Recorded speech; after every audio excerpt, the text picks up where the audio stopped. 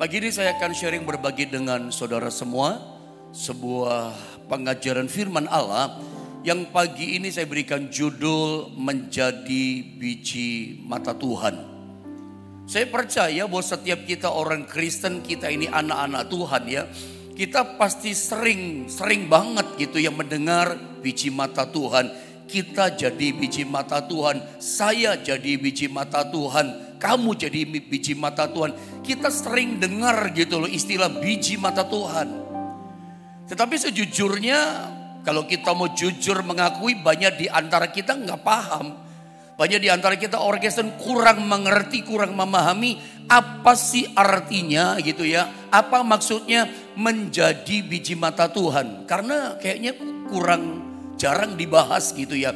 Biji mata Tuhan itu apa? Karena kurang dibahas, jarang dibahas, makanya tidak heran banyak orang tidak ngerti apa itu artinya kita jadi biji mata Tuhan. Nah, pagi ini saya mau coba menerangkan sama saudara apa maksudnya kalau kita anak-anak Tuhan, orang percaya, hidup kita jadi biji mata Tuhan. Seperti apa jadi biji mata Tuhan? Mari kita baca ayatnya. Ayat awal judul renungan kita adalah Mazmur pasal 17. Mari sama-sama kita baca pada ayatnya yang ke-8. Ini adalah Mazmurnya Daud ketika nyawanya terancam, dikejar-kejar oleh ayah mertuanya dan rajanya. Itulah Saul. Terancam nyawanya dalam bahaya. Daud naikkan Mazmur pujian ini. Ini permohonannya, doanya kepada Tuhan. Mazmur 17 ayat 8, sama-sama kita baca 2 dan 3.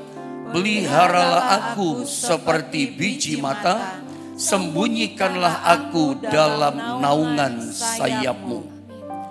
Kalau dalam versi ejaan yang lama, versinya Dr. Bode, itu dikatakan jagaku seperti biji matamu.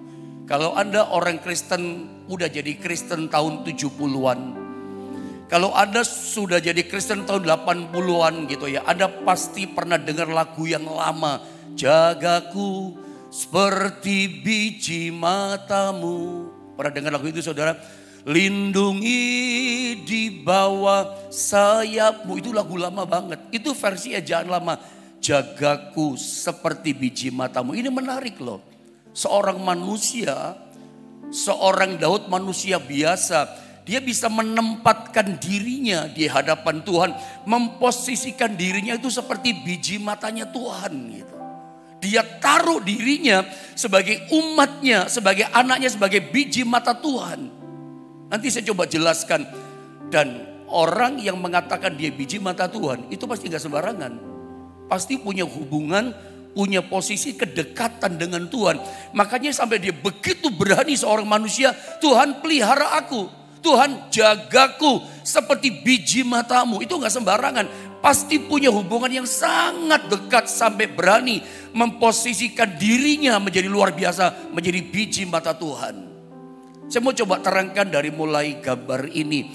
Apa maksudnya biji mata Tuhan? Ini sebuah gambaran, analogi sebetulnya. Lihat statement yang saya tulis di gambar ini. Menjadi seperti biji mata Allah, biji mata Tuhan. Itu adalah sebuah analogi, sebuah gambaran begini, biji mata Tuhan. Seperti perhatian dan kasih sayang dari seorang bapak kepada bayi kecilnya. Ini gambaran yang pertama.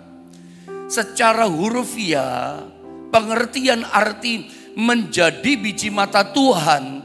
Kalau Anda dan saya seperti Daud, kita dijadikan biji mata Tuhan. Itu artinya begini, ini analogi bahwa bapak kita itu sayang kepada kita. Seperti seorang ayah, seperti seorang bapak sayang, perhatian, penuh kasih kepada bayi mungilnya, bayi kecil. Bayi itu kan gak bisa apa-apa ya. Bayi itu rentan, bayi itu lemah, bayi itu rapuh. Bayi itu kayak fragile begitu. Begitu jatuh, brak, dia pecah. Seperti sebuah benda barang yang harus dijaga betul. Seorang bayi yang memang gak bisa apa-apa. Nah seperti itulah gambaran firman Allah. Ketika Daud berkata, Tuhan pelihara aku, jaga aku menjadi seperti biji matamu. Seperti seorang anak bayi yang fragile. Yang memang harus dijaga betul 24 jam. Tidak boleh lengah. Ya, harus disayang, dicinta. Kalau tidak, bayi itu mati. Bayi nggak berdaya. Bayi itu namanya bayi betul-betul fragile. Tidak bisa apa-apa. Minum pun kalau papahnya nggak kasih, mamanya nggak kasih, dia akan dehidrasi.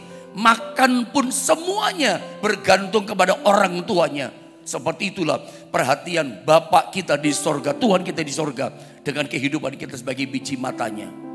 Atau kalau saya pakai akar kata bahasa aslinya, saya berharap ini bisa lebih membantu gitu. Lebih dalam Anda mengerti, oh jadi biji mata Tuhan tuh gitu toh itu. Nah coba saya ambil dari akar katanya. Biji mata dalam terjemahan bahasa teks asli, bahasa Ibrani. Biji mata disalin dengan kata keison bat ayin. Nah, keison bat ayin, keison itu dari akar kata ison. Is itu laki-laki sebetulnya. Makanya ison, keison, ison itu artinya adalah a little man. Seorang laki-laki yang kecil. Karena memang is bahasa Ibrani itu laki-laki. Ya, lalu bat itu adalah dokter, anak perempuan yang kecil. Lalu kemudian ayin, ini bahasa Ibrani ayin seringkali orang Kristen banyak yang tahu. Ayin itu mata. Mata Tuhan, mata. Ayin itu mata gitu ya.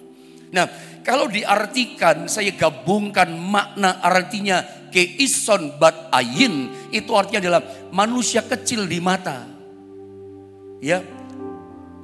Orang laki-laki kecil di mata. Maksudnya apa sih manusia kecil di mata?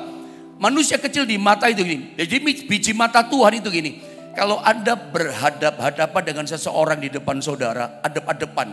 Kita di sini, orang di depan kita. Coba Anda lihat mata orang itu di depan saudara. Di bagian pupil matanya. Karena ternyata kata yang namanya ayin. Ayin tuh biji mata.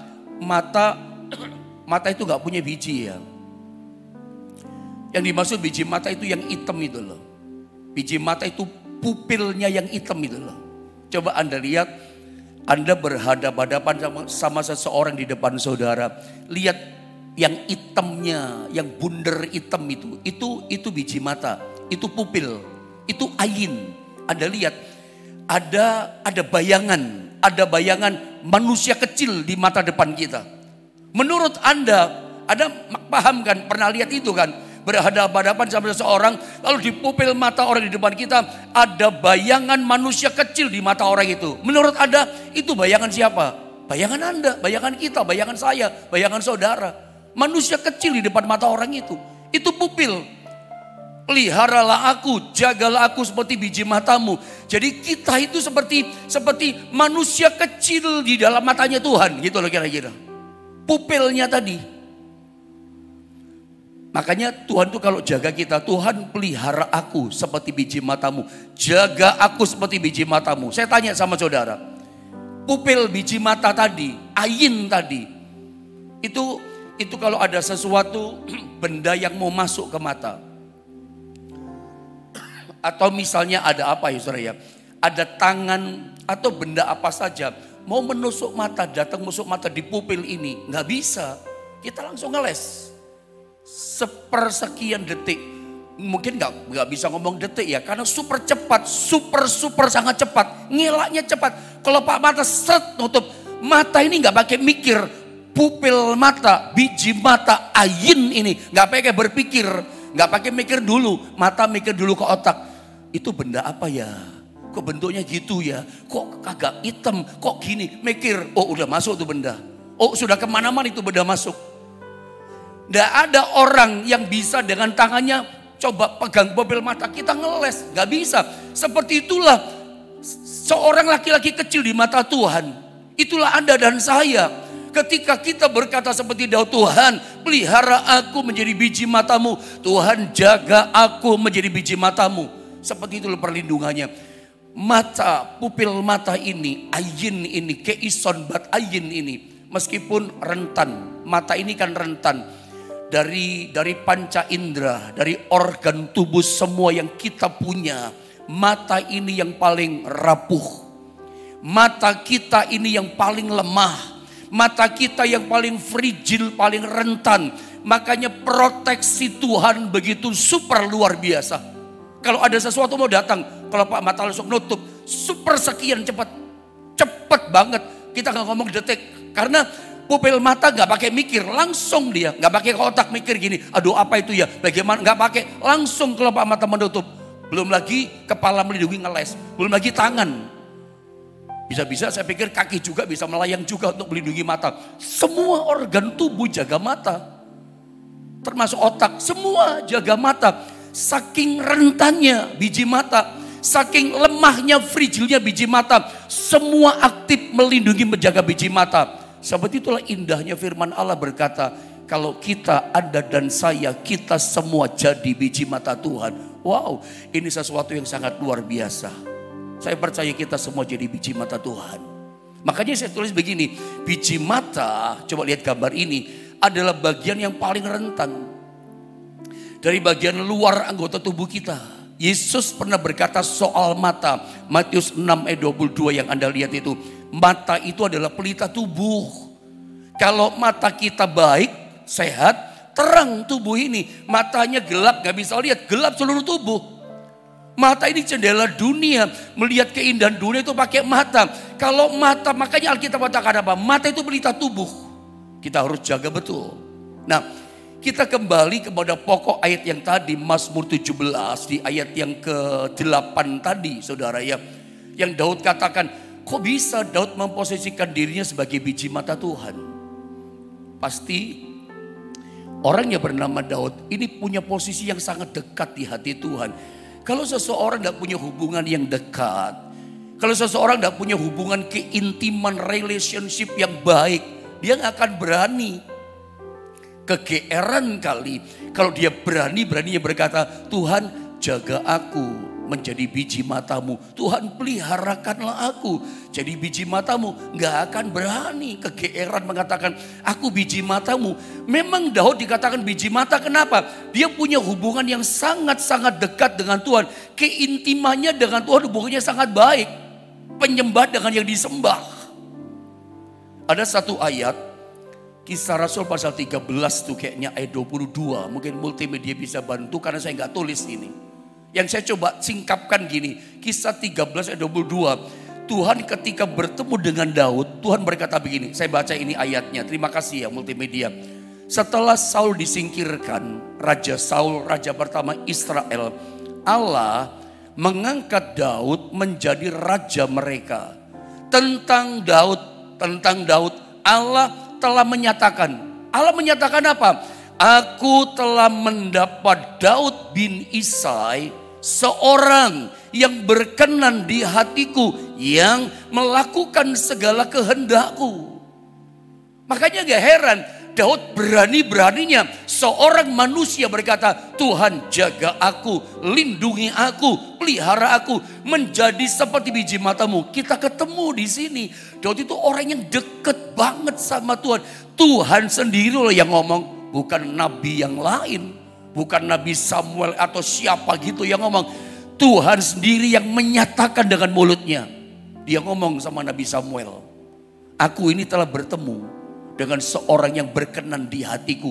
Karena Samuel waktu itu nangis, stres, sedih, kecewa hatinya, terluka hati sebagai seorang nabi yang sudah mengurapi Saul jadi raja Israel. Berontak terus, nggak setia terus, nggak taat, gagal menjaga ketaatan Raja Saul. Sedih hati Nabi Samuel, orang ini nggak bisa dibentuk, orang ini nggak bisa setia. Sedih dia. Tuhan ngomong, lu nggak usah sedih Samuel. Aku telah bertemu dengan seorang yang namanya Daud. Orang ini berkenan di hatiku. Berkenan itu kurang lebih artinya gini. Aku cinta sama orang ini. Aku sayang sama orang ini.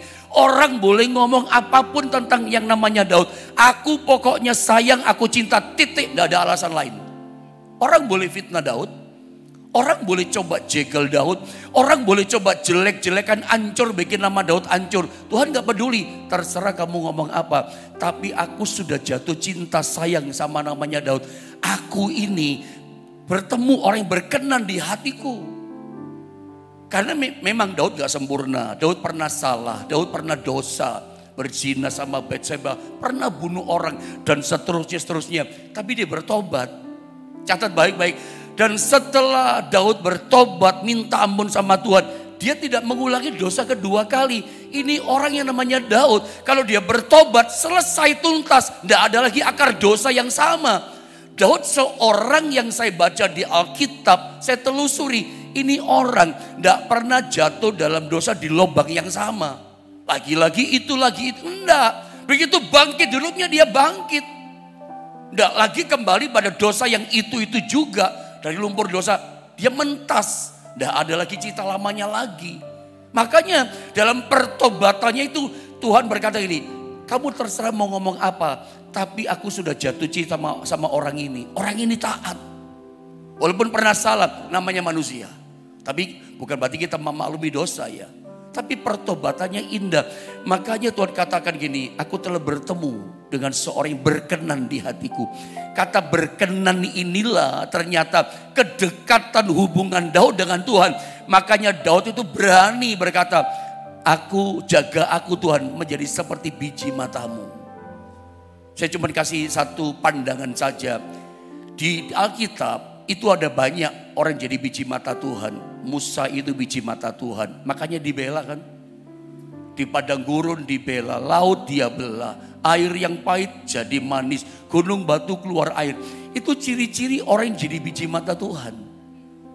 Daniel itu biji mata Tuhan. Sadra, Mesak, Abednego biji mata Tuhan. Sebut ada banyak nama. Yosua biji mata. Oh banyak banget biji mata Tuhan. Cirinya apa biji mata Tuhan? Ada kesulitan. Dia bukan kebal dari masalah. Ada masalah, ada badai, ada tantangan yang besar kadangkala. Tapi orang yang jadi biji mata Tuhan, itu pasti ada pertolongan. Tuhan tidak biarin biji matanya ada yang nyentuh. Biji matanya terus dalam air mata kesulitan, pasti dibela. Dari apa cerita yang saya katakan ini? Apakah ciri-ciri Anda dan saya jadi biji mata itu ada nggak ya? Ada sih kesulitan, Tuhan bela. Nah itu biji mata itu. Lagi kesulitan, datang berkat, itu biji mata Tuhan tuh. Tuhan tidak biarkan. Karena kita bagaikan seorang kecil di mata Tuhan, dijaga betul, dirawat betul, dipelihara betul. Seperti bapak yang cinta sayang sama anaknya. Itu kalau Tuhan jadikan kita jadi biji mata Tuhan. Tuhan tidak biarkan kita susah, pasti dibela, pasti dijaga. Tidak ada yang bisa sentuh, hancurkan anak bayinya itu yang kecil, yang lemah. Ada nggak kira-kira ciri biji mata Tuhan? Coba Anda bisa mulai chatting dengan iman, declare, katakan, aku menjadi biji matanya Tuhan. Saya adalah biji mata Tuhan. Ayo sekarang dengan iman Anda mulai chatting, katakan, saya adalah biji mata Tuhan. Anda juga boleh ngomong, saya adalah biji mata Tuhan. Begitu Anda jadi biji mata Tuhan, keren, luar biasa. Yesus itu juga disebut biji mata Tuhan. Matius 17 ayat 5. Biji mata Bapa di surga ketika jadi manusia. Itu ada suara. Inilah anak, lihat ini saya langsung saya baca di bawah ya, ketika dibaptis ada suara. Deklarasi dari sorga. Inilah anak yang kukasihi, kepadanya lah aku berkenan, dengarkanlah dia. Seperti Daud, Tuhan berkenan. Yesus jadi manusia, itu teladan kita. Ada suara dari sorga Bapa berkata, inilah anak yang kukasihi, kepadanya lah aku berkenan. Saya tambah satu ayat lagi tentang biji mata. Israel secara korporat dia, secara bersama, ketika di padang gurun, dia juga disebut sebagai biji mata Tuhan. Coba lihat ayat ini, Ulangan 32 ayat 10. Saya baca ayat ini ya, dikatakan begini. Saya coba tunjukkan beberapa ayat yang kuatkan iman kita tentang biji mata Tuhan. Sekarang kita lihat satu kumpulan bangsa, kelompok orang-orang, itulah bangsa Israel. Ulangan 32:10 dikatakan begini. Didapatinya dia di suatu negeri, di padang gurun, di tengah-tengah ketandusan dan auman padang belantara. Dikelilinginya dia dan diawasinya dan dijaganya sebagai apa? Biji matanya. Apa yang terjadi Israel di padang gurun? Ada kalimat yang menarik hati saya, dikatakan di tengah-tengah ketandusan padang gurun dan auman padang belantara. Anda bertanya-tanya, apa maksudnya auman padang gurun, auman padang belantara? ancaman padang belantara. Itu maksudnya auman padang belantara, auman padang gurun. Ada ancaman bahaya. Jadi percaya gini, kita itu biji mata Tuhan. Meskipun dalam ancaman, Tuhan tolong kita. Yang pertama adalah Daud dalam ancamannya Saul. Musuhnya satu orang, tapi satu negara melawan dia. Karena raja punya kekuatan politik, punya kekuatan prajurit, ekonomi, dan seterusnya, dan seterusnya. Saul bisa gerakkan kekuatan prajuritnya, tangkap Daud. Daud dalam ancaman seorang raja, ancaman sebuah negara dan hukum sebuah negara. Lari dalam ancaman. Tapi Alkitab berkata, Daud dijadikan menjadi biji matanya. Saul gak pernah bisa tangkap Daud. Pada minggu kemarin atau berapa hari yang saya katakan sama saudara, Daud itu sudah mau ditangkap. Daud di bukit sebelah sini, Saul tinggal di bukit sebelah-sebelahnya lagi, tinggal disergap sedikit saja. Tapi bisa batal. Tiba-tiba datang suruhan dari kerajaan, Filistin menyerang negeri kita, langsung batal mau tangkap Daud. Tuhan bisa bikin begitu. Tuhan itu sutradara kehidupan. Bayangkan Daud di bukit sebelah sini, lalu Saul dan tentaranya yang puluhan ribu di bukit sebelahnya sudah mau disergap. Alkitab katakan sudah mau dapat ditangkap Daud. Tiba-tiba berubah ceritanya. Tuhan robah situasinya. Bagi Tuhan tidak ada yang mustahil. Dia sutradara kehidupan setiap kita. Biji mata Tuhan. Jadi untuk melindungi biji matanya gitu ceritanya. Untuk jaga biji matanya. Untuk selamatkan biji matanya. Tuhan bisa bikin apa saja. Yang di istana kerajaan Yerusalem, Filistin menyerang. Makanya tiba-tiba suruhan berkata, itu semuanya timingnya tepat. In the right place, in the right time. Pas. Di tempat yang tepat, pada waktu yang tepat. Pas mau ditangkap, waktunya utusan itu datang. Filistin nyerang Tuan Raja. Batal niat tangkap Daud. Kembali ke istana raja. Akhirnya perang sama Filistin. Itu yang namanya Raja Saul. Coba Anda lihat. Tuhan itu bisa lakukan apa saja yang tidak masuk akal. Seperti kebetulan gitu. Seperti tiba-tiba kebetulan. Tapi itu memang timingnya Tuhan. Tepat waktunya. Saya percaya Tuhan tidak pernah terlambat tolong kita bagi biji matanya. Dalam ancaman biji matanya diselamatkan. Nah kita lihat Ulangan 32 ayat 10. Israel itu dalam ancaman auman padang belantara, auman padang gurun. Padang gurun itu tandus. Mereka tidak bisa kerja di situ. Bisa mati loh Israel. Pada waktu siang panas, malam dingin. Makanya Tuhan jaga mereka sebagai biji mata. Tiang awan pada waktu siang kayak payung mereka dingin. Tiang api pada waktu malam tidak gelap, hangat subuh badan mereka. Awan menyala kayak api di tengah padang gurun. Coba, untuk apa? Dikatakan dikelilinginya, diawasinya, dijaganya sebagai biji mata. Lihat di padang gurun, ini seperti raja wali yang beredar-edar, diawasi dengan tiang awan, tiang api. Bahkan saat ada air pahit dirubah jadi manis. Tidak ada air, gunung batu, benda yang paling keras memancarkan mata air. Tidak ada makanan, memang tidak bisa. Tanah padang gurun itu nggak bisa dipakai kerja. Tanah padang gurun nggak bisa menghasilkan makanan buat Israel. Tapi Anda lihat tiap hari sorga pelihara biji matanya. Ancaman seperti apapun juga tidak bisa hancurkan biji matanya. Saya berharap pada bagian poin yang kedua ini Anda lihat ancaman. Daud dalam ancaman bahaya, selamat karena di biji matanya. Israel dalam ancaman auman padang belantara berbahaya. Di padang gurun harusnya mati 3 juta orang Israel. Tapi kok gak mati, kenapa? Biji matanya Tuhan. 2024 bulan-bulan ke depan, bulan April, bulan kemudian Mei ke depan sampai Desember, kita nggak tahu kejadian seperti apa. Pangan bagaimana, dunia kerja bagaimana, moneter keuangan, ekonomi bagaimana, kita nggak tahu. Tapi meskipun nggak tahu, saya mau katakan, nyatakan lewat firman Allah, jangan takut, jangan cemas. Tuhan awasi kita, kelilingi kita, jaga kita, menjadi seperti biji matanya. Tuhan nggak tinggalkan saudara. Kita biji mata Tuhan, imani. Asal kau punya hubungan intim dekat, relationship yang bagus dengan Tuhan. Anda dan saya jadi biji matanya. Meskipun ke depan ada macam-macam persoalan. Oh, Tuhan jaga kita. Diawasi kita, dijaga. Nah, sekarang saya tunjukkan Zakaria. Kembali soal biji mata. 3 ayat tentang biji mata. Zakaria pasal 2 ayat 8. Saya baca ya. Saya baca, lihat. Sebab beginilah firman Tuhan. Semesta alam yang dalam kemuliaannya telah mengutus aku. Jadi Zakaria ini backgroundnya ya. Diutus sama raja untuk pulang, ini di tanah Babel. Untuk pulang ke Yerusalem, ke Israel. Membangun bait Allah yang hancur. Membangun tembok-tembok Yerusalem yang udah runtuh.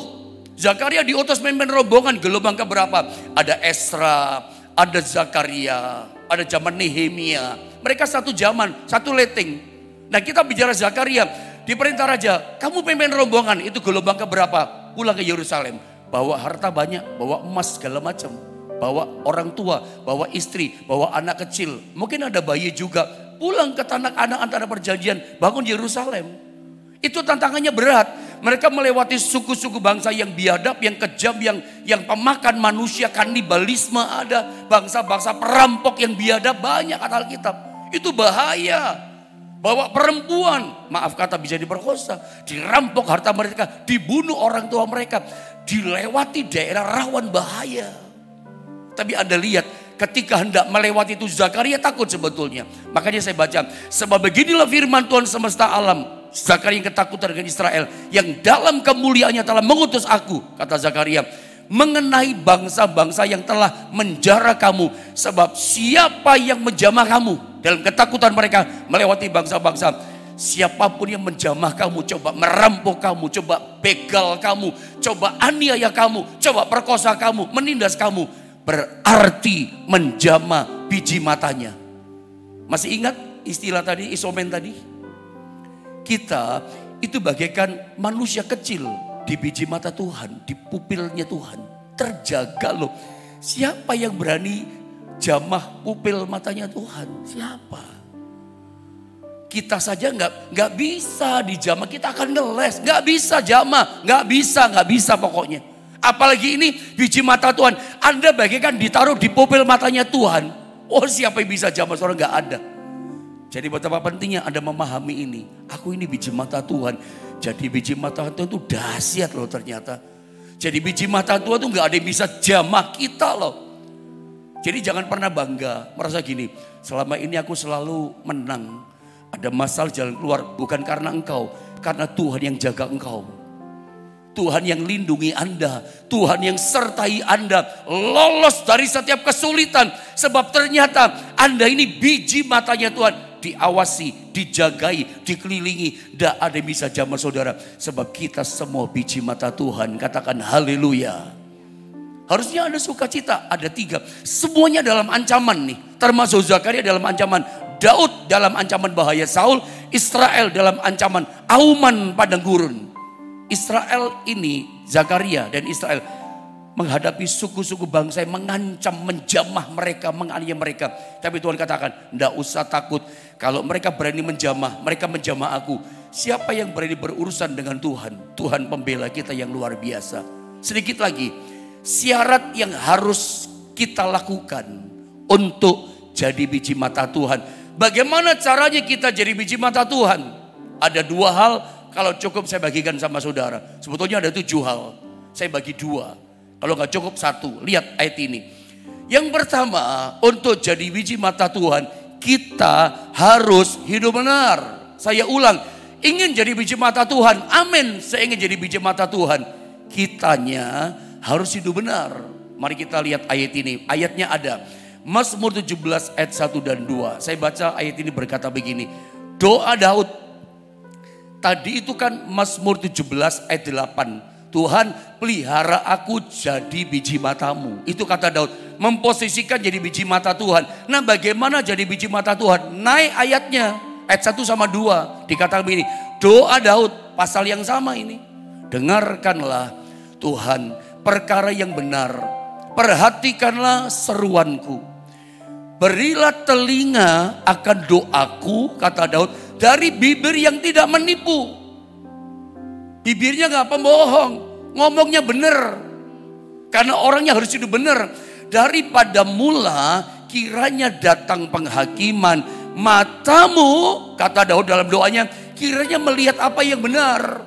Syarat nomor satu untuk jadi biji mata Tuhan, jadi posisi biji mata Tuhan, hidup kita harus benar. Kalau hidup kita benar, berarti hati kita benar, pikirannya benar, tindakan perbuatan benar, sama mulut kita juga benar, bukan mulut penipu. Ngomongnya bukan nipu orang, ngomongnya pun ngomong yang benar, bukan salah. Kenapa seringkali bahkan kita berdoa gak ada jawaban, sampai doa saja didengar, itu harus benar. Doa orang yang benar, doa orang yang benar kata Alkitab. Bila dengan yakin didoakan, dengan iman didoakan, sangat besar kuasanya. Ada banyak orang komplain, saya udah beriman pendeta, saya udah yakin doa, percaya doa, tapi kok gak ditolong. Saya udah percaya doa sungguh-sungguh sama Tuhan, tapi doa sembuh. Udah yakin, udah percaya, kok gak ada jawaban doa saya, kok gak ada kuasa doanya, kok luntur kuasa doanya. Nah, yang kalimatnya adalah doa orang yang benar. Hidupmu benar atau tidak? Mulutmu ini benar enggak? Pikiran kita, angan-angan kita benar enggak? Syarat doa dengan iman, yakin didoakan, tapi kitanya hidup benar enggak? Jangan cuma berkata, oh saya punya iman, punya iman. Semua orang ngomong punya iman, lo kitanya benar enggak? Sebab jadi biji mata Tuhan, tidak ada orang bisa jamah, ditolong, diawasi, dijagai. Syaratnya adalah hidup kita mesti benar. Ini saya tambah ayat lagi. Efesus 1 ayat 13 dikatakan begini. Rasul Paulus berkata mengajar kepada jemaat di Efesus. Di dalam dia kamu juga dikatakan karena kamu telah mendengar firman kebenaran. Yaitu Injil keselamatanmu. Firman kebenaran itulah Injil menyelamatkan kita. Kalau kita hidup benar gak usah heran. Biji mata Tuhan pasti diselamatkan. Usaha mau bangkrut, diselamatkan. Hadapi bahaya, diselamatkan. Di dalam dia, di dalam Yesus, dalam firman yang kebenaran. Kamu juga dikatakan ketika kamu percaya, dimeteraikan dengan Roh Kudus yang dijanjikannya itu. Ada kata dimeteraikan. Biji mata Tuhan itu diselamatkan Tuhan. Asal hidup benar ya syaratnya. Biji mata Tuhan dimeteraikan oleh Roh Kudus. Ada atau dimeteraikan? Sederhana ya dimeteraikan. Kalau contoh yang paling gampang, di depan rumah kita itu ada meteran box listrik. Itu ada meterai, ada segel. Itu punya pemerintah. Meterai artinya box listrik itu dilindungi sama undang-undang. Ada meterai segelnya. Jangan berani potong itu segel atau meterai. Anda akan berurusan dengan undang-undang Indonesia. Anda akan berurusan dengan hukum yang berlaku di Indonesia, negara kita. Anda akan berhadapan dengan pemerintahan Indonesia, bahkan bisa-bisa berhadapan dengan angkatan bersenjata Republik Indonesia, kepolisian. Bisa masuk penjara kita, gara-gara apa?